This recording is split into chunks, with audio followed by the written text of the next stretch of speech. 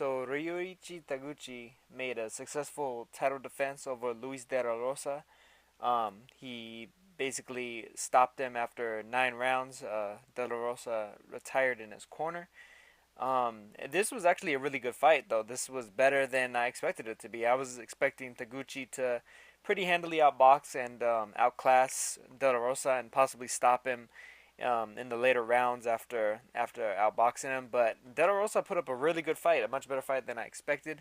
Moises Fuentes had previously knocked De La Rosa out in 1 round, and otherwise De La Rosa had been one of the opponents that Zou Shiming fought on the come up before Shiming eventually lost his title shot against I'm not wrong, albeit that was at 112 as opposed to 108, which is where this fight was at.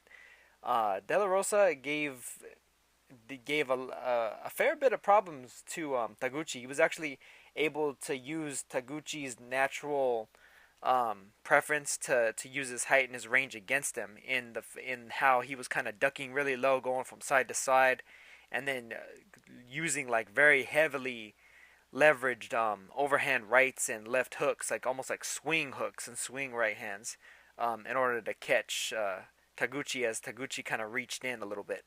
Taguchi actually wound up finding a lot of success on the inside, more so than the outside, because he was able to hit De La Rosa to the body, and De La Rosa has been kind of vulnerable to the body in the past. So that was where Taguchi really had his bread and butter in this fight, before being able to start outboxing him and gain a little bit more distance and force De La Rosa to follow him around the ring a bit more. He had to make it so that De La Rosa wasn't so eager to move around, to move and pivot on his torso as much in order to set that up. And Taguchi had previously his main loss recently had come to Naoya Inoue, the current 115 champ that I made a video about recently. Otherwise, he's had a pretty good career. I mean, he beat Florante Condes, a former world champion, Alberto Rosell, to gain his WBA World Light Flyweight title, and now has 2 successful defenses under his belt. Albeit, considering this fight, he didn't look the greatest. He didn't look, like a dominant champion. Certainly didn't look like the best 108-pound world champion. There's a possibility he might be the one that other fighters gun for, particularly because being a little over 5'6", he's tall for the weight class. So there's a possibility that he might not necessarily be making the weight as healthy as one would really like. He may be straining on it. Although there's no that would just be speculative, like in the general sense, because there hasn't been any reports talking about anything regarding that. And in the past, he's made 108 pretty handily from the way it seems. He hasn't really had any like stay busy fights at 112 or 115, for instance, the way like some of these fighters will if they're really having trouble to make the weight consistently.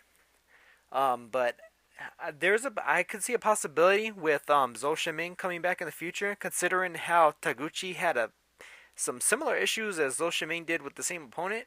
I could potentially see Taguchi being a future opponent for Shiming. If Shiming can still make this weight class 108, I mean, he made 108 in the amateurs, and that was with same day weigh-ins. He made 106 in the amateurs with same day weigh-ins, albeit that was back in 2008 when he was a younger man, of course. So I mean, I could very well see Shiming dropping down from 112 to 108, which is probably a bit of a more natural weight class for him. Because even at 112, I believe for one of these fight nights, I think it might have been for De La Rosa. I think is when he was either 115 or 116 on fight night. It was one of the two. It was either, I think he was 115. He was the one that was 115. It was his opponent that was 116 on fight night. So, I mean, going from 112 to 115 on fight night says, I mean, you pretty much make weight pretty easy. So I could very well see Shiming dropping down to 108.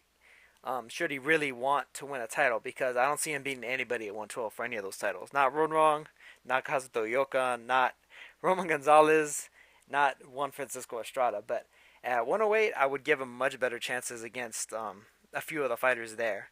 And Taguchi in particular, considering they both had similar trouble with a similar opponent, might be right up Zou Shiming's alley. and it'd be a good fight. Make both of them a fair bit of money, bring some more shine.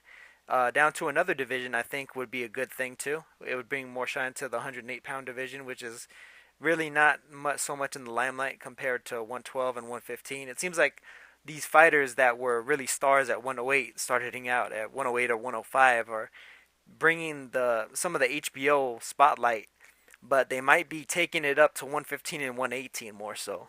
So it'd be nice to see a little bit of the see a little bit of the spotlight and the fame and some of the fortune get shown for some of these other guys as well. So that's all I got for you. Peace.